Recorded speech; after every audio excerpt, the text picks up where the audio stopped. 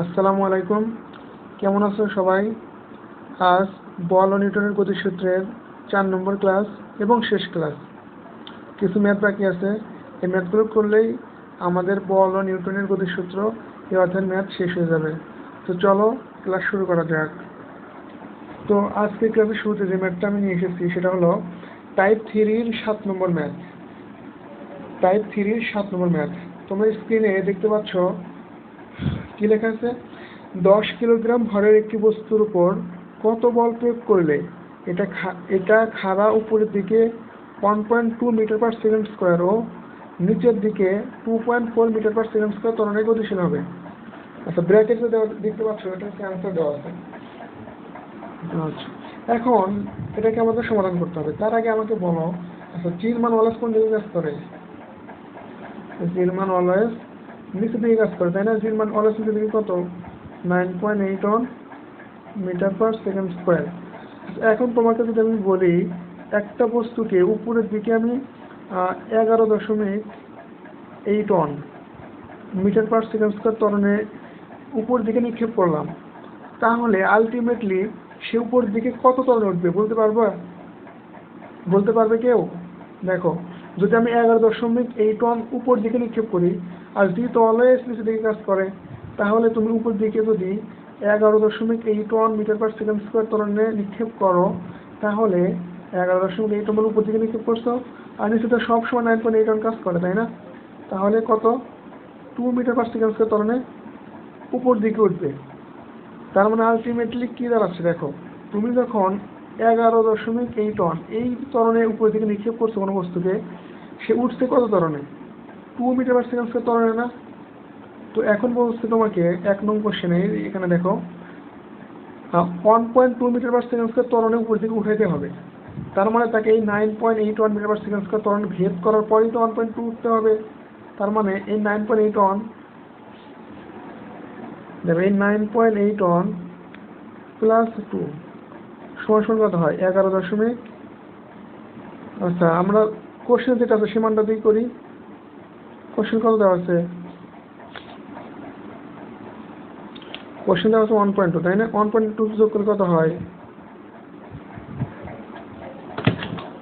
যোগ করো তো, যোগ করে নাও, কত হয়? 9.81 প্লাস 1.2, তাহলে কত আসে? 11.01। আচ্ছা, এই ত্বরণে যদি আমি একটা বস্তুকে উপরের দিকে নিক্ষেপ করি, তাহলে সেটি কত ত্বরণ উঠবে? 1.2 মিটার পার সেকেন্ড ত্বরণ উঠবে। কারণ কি? কারণ হলো যে 9.8 তো আমার নিচের দিকে কাজ করে। তার মানে দেখো, এখানে আমরা কি করলাম? 1.2 মিটার পার সেকেন্ড স্কোয়ার উপর দিকে ঘোরানোর জন্য যোগ করে দিলাম জির সাথে, তাই না? তার মানে আমরা বলতে পারি উপর দিকে যখন ওঠাবো তখন ত্বরণ কাজ করবে কত? জি প্লাস এফ, যখন উপর দিকে উঠবে। আর তাহলে যদি নিচের দিকে নামে তাহলে ত্বরণ কত কাজ করবে? জি মাইনাস এফ, তাই না? তাই তো? আচ্ছা, এটা যদি বুঝে থাকো তাহলে দেখো 1 নম্বরে কি বলছে। 1 নম্বর ম্যাথে বলছে যে কত বলে নিক্ষেপ করলে সে 1.2 মিটার পার সেকেন্ড স্কোয়ার ত্বরণে উপরের দিকে উঠবে। তাহলে কি সমান আমার সূত্র কি? উপরের দিকে যখন উঠবে তখন সূত্র কি হবে? ত্বরণ হবে জি প্লাস এফ। আমরা জানি P equal to M F. এখানে পি যোগ হলো কেন? ব্যাখ্যা তো দিলাম আগে। আচ্ছা, তাহলে মানটা বসাও। এম এফ ভর দেওয়া আছে কত? বস্তুর ভর দেওয়া আছে 10। এই যে দেখো, বস্তুর ভর কত দেওয়া আছে? 10। এই যে 10 কিলোগ্রাম ভরের একটি বস্তু, তাহলে বস্তুর ভর 10, জির মান তো অলওয়েজ 9.8। আচ্ছা, 9.81 দিলে সমস্যা নাই, আর 1.2 তে উঠাতে হবে। তাহলে কত আসে? 110 নিউটন। অ্যান্সার না এটা? দেখো, আবার বলছি কি যে নিচের দিকে 2.4 মিটার পার সেকেন্ড স্কোয়ার গতিশীল হবে। নিচের দিকে হলে কি সূত্র হবে? জি মাইনাস এফ হবে না? এর 2 নম্বরে পি ইকুয়াল টু কি হবে? এম ইন্টু জি মাইনাস এফ। তাহলে ভর কত কেজি? 10 কেজি। জির মান কত? 9.8 মাইনাস 2.4। তাহলে ক্যালকুলেশন করলে কত আসে? 74 নিউটন। এটাই অ্যান্সার। বুঝতে পেরেছো কি? তাহলে উপরে যদি কোনো সময় বলা থাকে যে এত ত্বরণে উপরের দিকে উঠাতে হবে, তাহলে লিফটের অঙ্কের মতো আমরা গতির অধ্যায়ে লিফটের ম্যাথ করেছিলাম, তাই না? টাইপ 6 মেবি লিফটের ম্যাথ ছিল। ওই সময় আমরা বুঝিয়েছিলাম যে কীভাবে জি প্লাস এফ হয়, জি মাইনাস এফ হয়। তো এখানে তারই সারাংশ হিসাবে বোঝানোর চেষ্টা করেছি, আশা করি বুঝতে পেরেছ।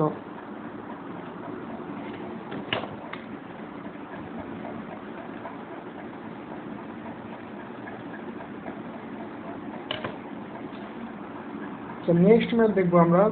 তোমাদের জন্য আজকে যে নেক্সট ম্যাথ এনেছি সেটা হলো টাইপ 3-র 8 নম্বর ম্যাথ। আচ্ছা, আজকের যতগুলো ম্যাথ আছে সবগুলোই টাইপ 3-র ম্যাথ। আজকের যতগুলো ম্যাথ রয়েছে সবগুলোই টাইপ 3-র ম্যাথ। দেখো 8 নং কোশ্চেনে কি বলেছে, 12 × 10³ কিলোগ্রাম ভরের একটি ইঞ্জিন।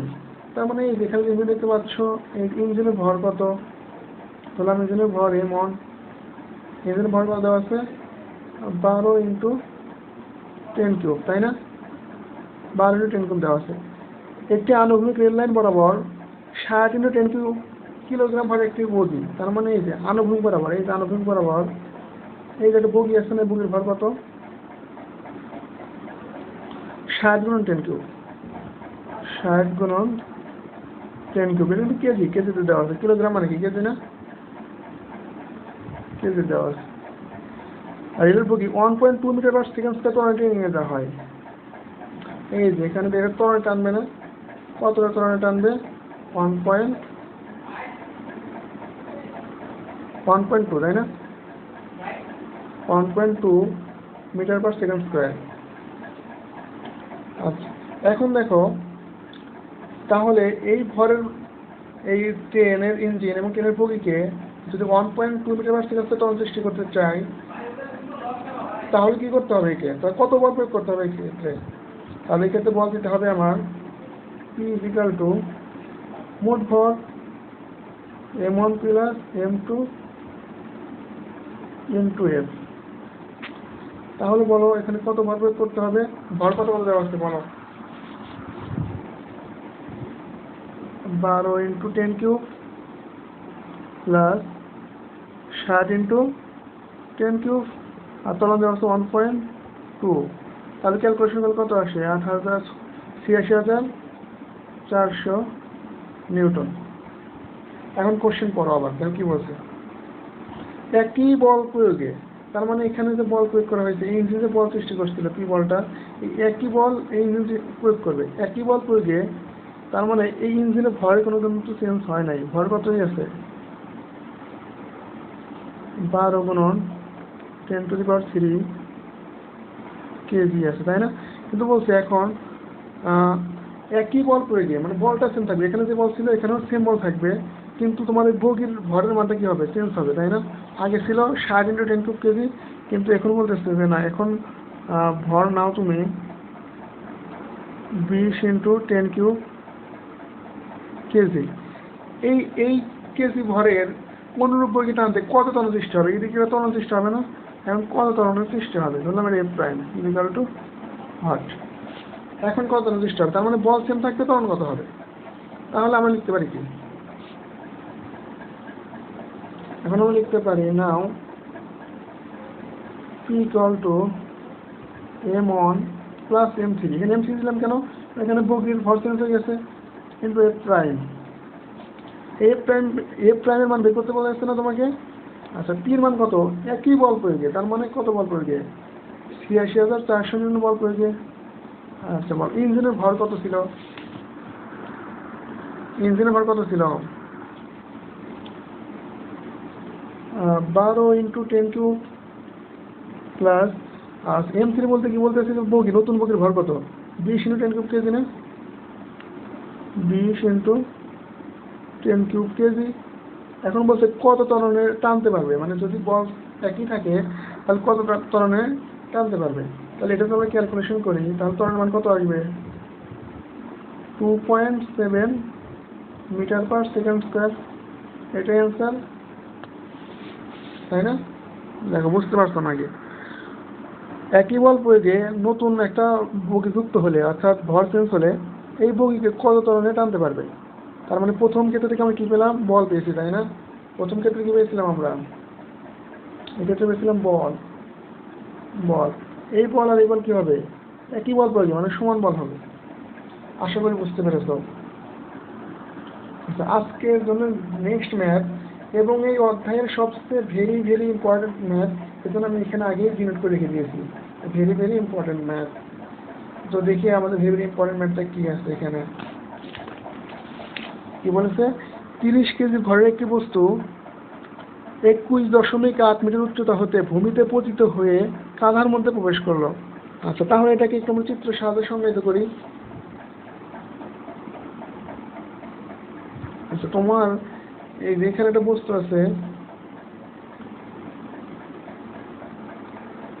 এই যে এই বস্তুটার ভর কত দেওয়া আছে? m ইকুয়াল টু কত কেজি? 30 কেজি, তাই না? 30 কেজি ভরের একটা বস্তু, 30 কেজি ভরের একটা বস্তু 21.8 মিটার উচ্চতা হতে পতিত হয়ে,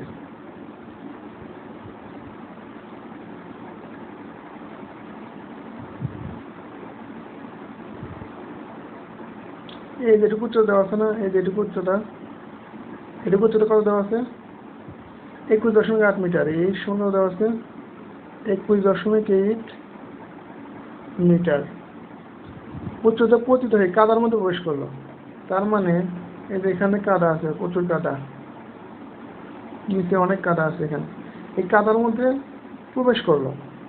আচ্ছা, তাহলে দেখো আমার এখানে বস্তুটা কিভাবে পড়বে।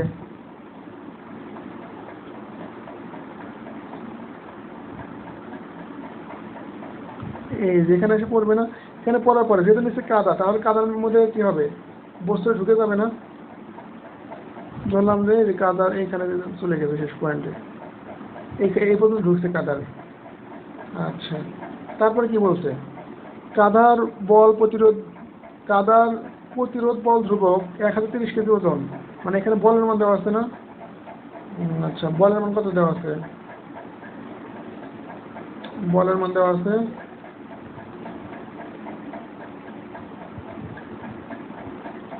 F সমান 1030 কেজি ওয়েট, তাই না? এটা অভিজ্ঞতা দেওয়া আছে, আমরা তো পরের ম্যাথে নিজে শিখেছি। এসে কত গুণ দিতে হবে? 9.8 তাহলে কত হয়? 4.3 নিউটন, তাই না? তাহলে বলের মান পেয়ে গেলাম আমরা অভিজ্ঞতার কাছে, এটা থেকে আমরা পরের ম্যাথে নিয়ে গেলাম। এখন বলছে বস্তুটি কাদার মধ্যে কতটুকু প্রবেশ করবে। এই যে বস্তুটি কাদার মধ্যে কতটুকু প্রবেশ করবে, এইটুকু প্রবেশ করবে না কাদার মধ্যে। আমাদের ধরে নিলাম এটুকু এক্স, এটার মানে চাইছে তোমার কাছে কত। যখন এই বস্তুটা কাদার মধ্যে প্রবেশ করবে তখন এখানে থেমে যাবে না? থেমে গেলে শেষ কত হবে? 0। আচ্ছা, দেখো তো বস্তু যখন এই পয়েন্টে আসবে তখন তার একটা বেগ থাকবে না? ধরলাম এই পয়েন্টে তার বেগ v1।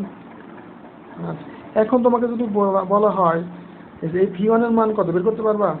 তাহলে দেখো বস্তুটা প্রথমে এখানে কি ছিল? স্থির অবস্থা ছিল না? তাহলে বেগ কত? 0। আচ্ছা, তাহলে এখান থেকে তোমাকে যদি বলা হয় v1 এর মান বের করে নাও, তাহলে v1 এর মান কি বের করতে পারবা?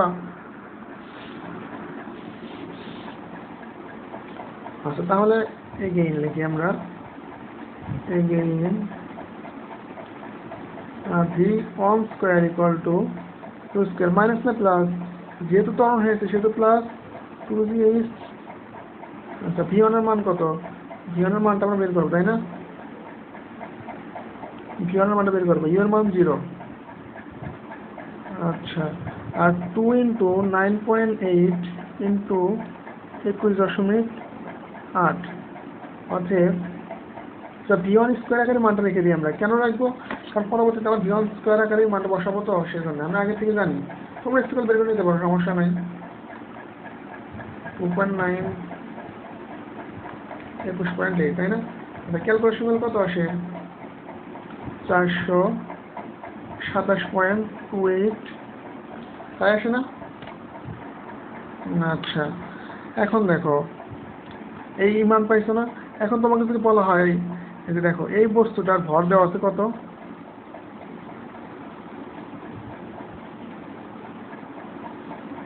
এই যে বস্তুটার ভর কত বলতে পারবা? এই বস্তুটার ভর আছে 30 কেজি। এটা একটা বেগে পড়তেছে না? এখান থেকে কত বেগে? v1 বেগে, এবং শেষে তো 1 শূন্য হয়েছে, তাহলে তোমাকে আমি একটা সূত্র শিখেছিলাম, উল্লম্বভাবে যদি পেরেকটা নিচে দিকে আমরা পেরেকটা নিচে দিকে ঢুকাই, তাহলে সেক্ষেত্রে সূত্র কি হয়? মনে করি সূত্র, পেরেক যদি উল্লম্বভাবে আঘাত করা হয় তাহলে সূত্র কি?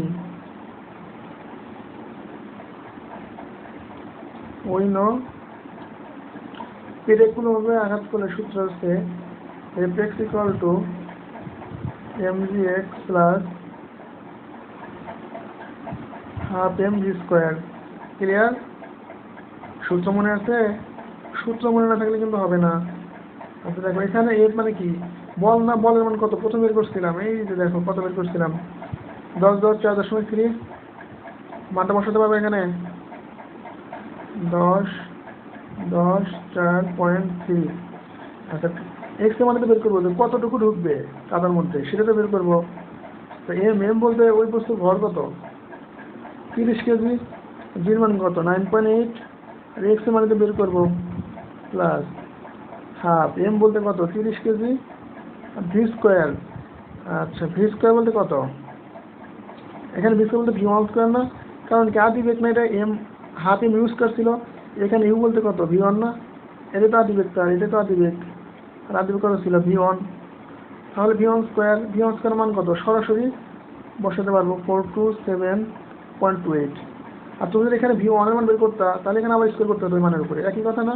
তাহলে তুমি যেভাবে করো সেভাবে হবে, কোনো ভুল হবে না। তাহলে এটাকে যদি ক্যালকুলেশন করো এখান থেকে এক্স এর মান বের হবে, সমীকরণ কয়টা, একটা, আননোন মান কয়টা, একটা, আর অবশ্যই এখানে একটা এক্স এর মান বের হবে, এক্স এর মান বের হবে 0.654 মিটার। এটাই কি আনসার, তাই না? দেখো বুঝতে পেরেছো? আশা করি বোঝার কথা। এই যে সূত্রটা কিন্তু অবশ্যই মাথায় রাখতে হবে, পেরেক মানের সূত্র। যদি পেরেক আমি উল্লম্বভাবে মারি তাহলে কি সূত্র হবে, আর পেরেকটা যদি আমি আনুভূমিকভাবে মারি তাহলে কি সূত্র হবে, এই সূত্র অবশ্যই আমাকে ভালোভাবে আয়ত্ত করে নিতে হবে। ঠিক আছে? আচ্ছা আজকের নেক্সট ম্যাথটা দেখি আমরা। চিত্রটা কেমন না? তাহলে তো ম্যাথও কেমন হবে। কি বলছে, 1000 পাউন্ড ভরের একটি নৌকা, তাই না? 1000 পাউন্ড ভরের একটি নৌকা, তাহলে নৌকার ভর কত দেওয়া আছে? এই যে নৌকার ভরটা ধরলাম, এটা হচ্ছে বড় হাতের এম, কত দেওয়া আছে 1000 পাউন্ড। তারপরে কি বলছে, এই দু প্রান্ত থেকে দুজন ডুবুরি একজন 5 মিটার/সেকেন্ড বেগে ঝাঁপ দিল, ধরলাম এই যে এই ডুবুরি 5 ফিট/সেকেন্ড, তাই না? 5 ফিট/সেকেন্ড বেগে ঝাঁপ দিল। আচ্ছা এখন বলছে কি ডুবুরি দ্বয়ের ভর যথাক্রমে 125 পাউন্ড। আচ্ছা দেখো প্রশ্নে কি বলছে, আবার একটু পড়ি। 1000 পাউন্ড ওজনের নৌকা ভাসমান অবস্থায় এর দু প্রান্ত থেকে দুজন ডুবুরি 5 ফিট/সেকেন্ড আনুভূমিক ঝাঁপ দিল, তার মানে দুজন ডুবুরি ঝাঁপ দিতে কত বেগে, 5 ফিট/সেকেন্ড বেগে ঝাঁপ দিচ্ছে, তাই না? দুজনে ঝাঁপ দিচ্ছে কত বেগে, 5 ফিট/সেকেন্ড আনুভূমিক বেগে। এখন বলছে ডুবুরি দ্বয়ের ভর যথাক্রমে, তাহলে প্রথমটার ভর নাও কত, এই যে এই ডুবুরি ভর কত দেওয়া আছে দেখো 125 পাউন্ড, তাই না? 125 পাউন্ড। এবং এই যে এই ব্যক্তির ভর কত দেওয়া আছে, ধরলাম এটা m2 150 পাউন্ড। এখন বলেছে নৌকাটি কোন দিকে কত বেগ গতিশীল হবে, তাহলে হয় নৌকাটা কোন দিকে যাবে, হয় নৌকাটা এদিকে যাবে, না নৌকাটা এদিকে যাবে, কোন দিকে কত বেগ গতিশীল হবে সেটা আমি বের করবো। ঠিক আছে? এখান থেকে তোমার ছোট একটা কাজ, যে তোমাদের ভরবেগগুলো আলাদা আলাদা বের করে নাও, কারণ দেখো দুইটা ভরবেগ আছে দুই দিকে। আমরা জানি কি নৌকার ভরবেগ = লাফের ভরবেগ, লাফের ভরবেগটাকে বের করে নিই, লাফটা আছে দুই দিকে, তাই না? আচ্ছা তাহলে তোমাকে যদি বলি এখানে m2 v2 এর মান কত হবে বলতে পারবা, 5 গুণন 150, তাহলে কত হয় দেখো তো, 5 গুণন 150 কত হয় 750। আচ্ছা আর এখানে তো তোমাকে বলি m1 v1 এর মান কত হবে, m1 v1 তাহলে কত হবে 5 গুণন 125, তাহলে কত হবে বলো, 5 গুণন 125, তাহলে 625 হয় না, 625। তাহলে এখানে আমরা কি দেখতে পাচ্ছি, m2 v2 greater than m1 v1। তাহলে আমি যদি তোমাকে এখন বলি যে লাফের বেগ কত হবে, অতএব লাফের বেগ বড়টা থেকে ছোট বাদ দিব, m2v2 মাইনাস m1v1। আচ্ছা বড় থেকে ছোট বিয়োগ করলাম কেন এখন? আরো জানি কি ভরবেগ নিত্যতার সূত্র অনুযায়ী একাধিক বস্তুর মধ্যে ক্রিয়া এবং প্রতিক্রিয়া ছাড়া অন্য কোনো বল কাজ না করিলে আদি ভরবেগ এবং শেষ ভরবেগ কোনো পরিবর্তন হবে না। কারণ এখানে তো ভর যোগ হওয়ার কথা ছিল, বিয়োগ হলো কেন? কারণ বিয়োগ হয়েছে এই জন্যে যে দুইজন ব্যক্তি দুই দিকে লাভ দিচ্ছে, দিকটা কি আছে দুই দিক, তাহলে একটা পজিটিভ হলে একটা কি হবে নেগেটিভ। তাহলে আমরা মানটা কিন্তু আগে বের করে নিয়েছি, বের করে দেখলাম m2v2 এর মানটা বেশি এবং m1v1 এর মানটা কম। সেহেতু কি করেছি আমি এখান থেকে m2v2 থেকে m1v1 বিয়োগ করেছি, তাহলে কি থাকে 750 মাইনাস 625। ক্লিয়ার? আচ্ছা ক্যালকুলেশন করলে কত থাকে দেখো তো, 750 মাইনাস 625 তাহলে থাকে কত 125, তাই না? 125 ফিট পার সেকেন্ড। এখন আমরা বলতে পারবো না যে লাফের বেগ কত নৌকা ভরবেগ, বলা যাবে না? পাপ হবে আবার বললে। অতএব সূত্র মনে আছে নাকি? নৌকার ভরবেগ ইকুয়াল টু লাফের ভরবেগ, তাই না? তাহলে বললো তো নৌকার ভরবেগ কত হবে? আচ্ছা নৌকার ভর দেওয়া আছে না এম, এখন যে দিকে গতিশীল হোক না কেন তার ভরটা কত হবে, তার বেগটা কত হবে? ভি, বড় হাতের ভি। তাহলে নৌকার ভরবেগ ধরলাম এম ভি, আর লাফের বেগ কত 125 বের করছি না আগেই। আচ্ছা এখানে আবার দেখো নৌকার ভর দেওয়া আছে, তাই না? নৌকার ভর দেওয়া আছে, এই যে কত দেওয়া আছে এখানে 1000 পাউন্ড। নৌকার বেগ বের করবো আর লাফের বেগ 125। তাহলে এখানে ক্যালকুলেশন করলে কি নৌকার বেগ পাওয়া যাবে? 125 ভাগ কত 1000, তাহলে কত আসে 0.125 ফিট পার সেকেন্ড, তাই না? 0.125 ফিট পার সেকেন্ড। এখন বলতো কোন দিকে যাবে? যার ভরবেগ বেশি সেদিকে তো যাবে, তাহলে 750 এদিকে বেশি না? তাহলে এদিক থেকে ভরবেগটা প্রাপ্ত হইলে নৌকাটা কোন দিকে যাবে? কোন দিকে যাবে? অবশ্যই নৌকাটা কোন দিকে যাবে? এদিকে যাবে না? কারণ এদিকে বেগটা বেশি, লাভ দেওয়ার বেগ। তাহলে এদিক থেকে নৌকাটা এদিকে যাবে না? বুঝতে পেরেছো? তাহলে নৌকাটা কোন দিকে যাবে? এইদিকে যাবে, তাই না? বুঝতে পারছো কিভাবে ওইদিকে যাবে? যেহেতু বাম পাশে তোমার লাফের বেগ বেশি এবং ভর বেশি, ওইদিকে লাভ দিলে কি হবে? তোমাদের পিছনের দিকে হটবে না? তাহলে এটা কি হবে?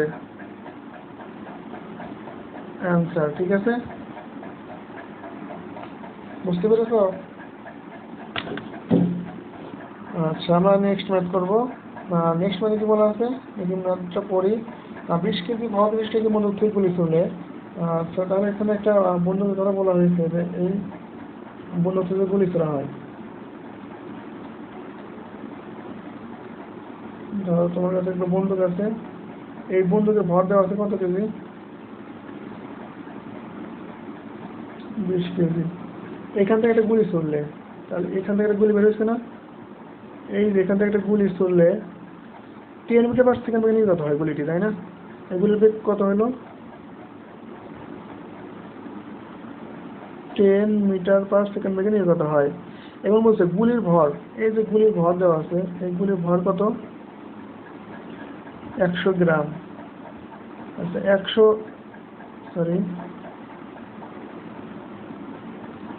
গ্রাম, এটাকে যদি কেজিতে নিয়ে যাও তাহলে কত হবে? 0.1 কেজি, তাই না?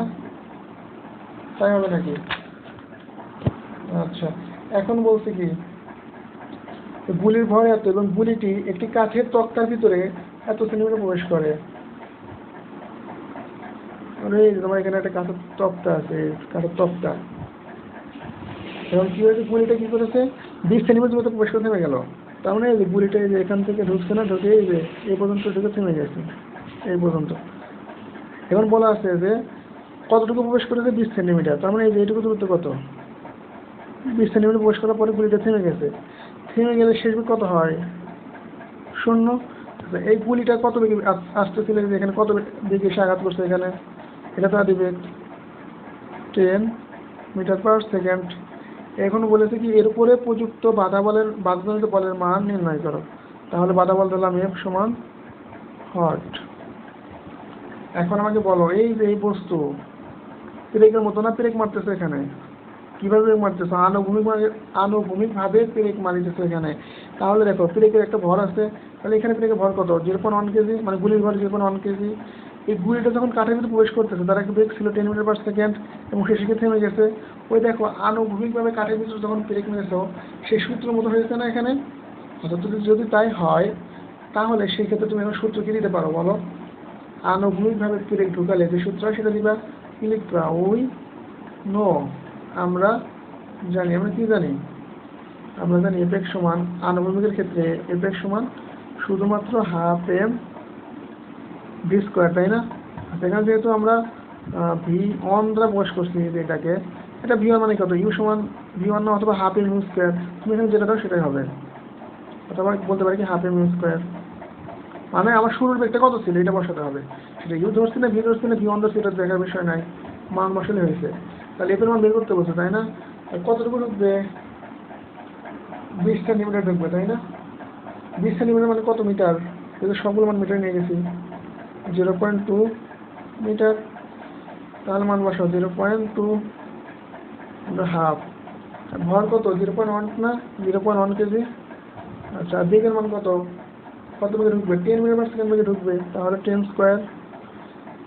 তাহলে একটুখানি ক্যালকুলেশন করে দেখো কত আসে মানটা। বাধাজনিত বলের মান আসে কত? 25। বল একক কি? নিউটন। সরি, অ্যান্সার, তাই না? 25 নিউটন, এটাই অ্যান্সার না?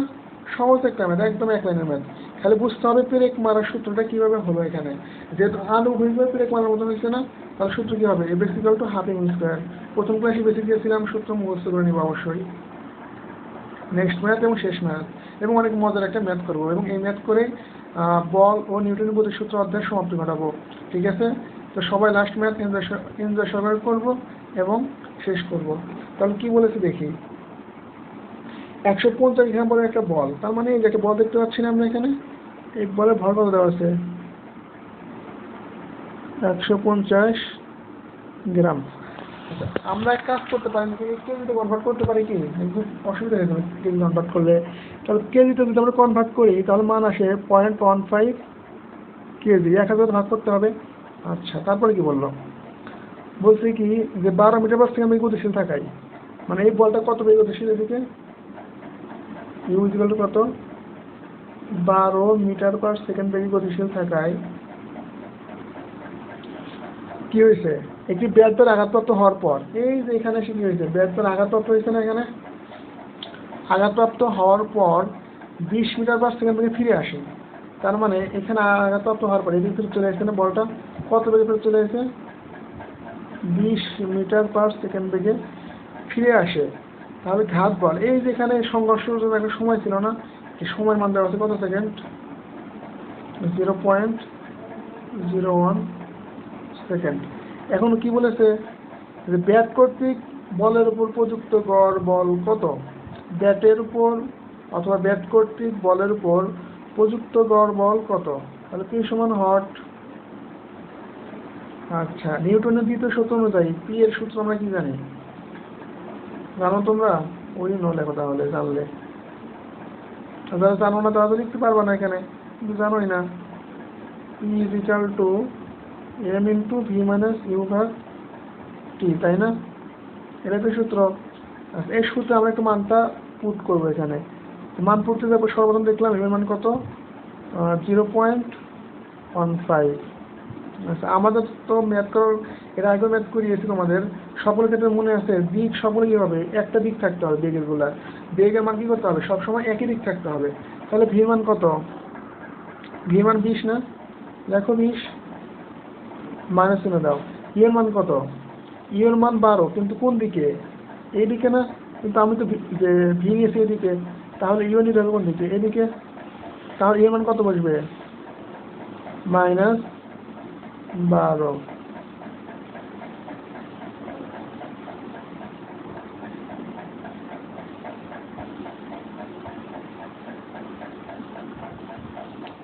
তাহলে এখানে যদি একটুখানি আমি সেকেন্ড ব্র্যাকেট ইউজ করে দিই, যেহেতু ফার্স্ট ব্র্যাকেট দুটো চলে যাচ্ছে। আচ্ছা, টির মান কত বলতে পারবা? আর টির মান দেওয়া আছে কত? 0.01 সেকেন্ড। এখন ক্যালকুলেশন যদি আমরা করি তাহলে কত আসবে বলতে পারবা? ক্যালকুলেশন করে না, একটুখানি সকল ক্যালকুলেশন তো আমি করে দিলাম, তোমাদের তো একটু করতে হবে নাকি? আচ্ছা, ক্যালকুলেশন করলে কত আসে বলতে পারবা? 480 নিউটন। এটাই কি অ্যান্সার? ব্যাক করতে প্রযুক্ত গড় বল, তাই না? এটাই তো অ্যান্সার। তাহলে দেখো, এই যে এর আগের ক্লাসে একটা ম্যাথ করেছিলাম, এই যে এখানে মাইনাস কেন আসে? মাইনাস কেন আসে? মাইনাসটা এই কারণে আসে যে আমার সবসময় দিকের মানটা একটা দিক থাকতে হবে। যখন আমরা গাড়ির ম্যাথ করেছি, গাড়ি চলতেছে, সবসময় কি একদিকে গেছে না গাড়ি? তার মানে তখন আমাদের প্লাস ম্যাথ দরকার হয় নাই। কিন্তু এই ক্ষেত্রে দেখো, বল আসছে একদিক থেকে গিয়েছে বিপরীত দিকে, যখনই দিক চেঞ্জ হবে তখনই কি করতে হবে? একটা মাইনাস চিহ্ন আনতে হবে। ওই মাইনাস চিহ্নের কারণে দিকটা কি হয়ে যায়? একই দিক হয়ে যায়। ক্লিয়ার? আচ্ছা, তাহলে আজকের ইমোজি কেমন হবে বলো? ম্যাথ পারলে কেমন হবে ইমোজি?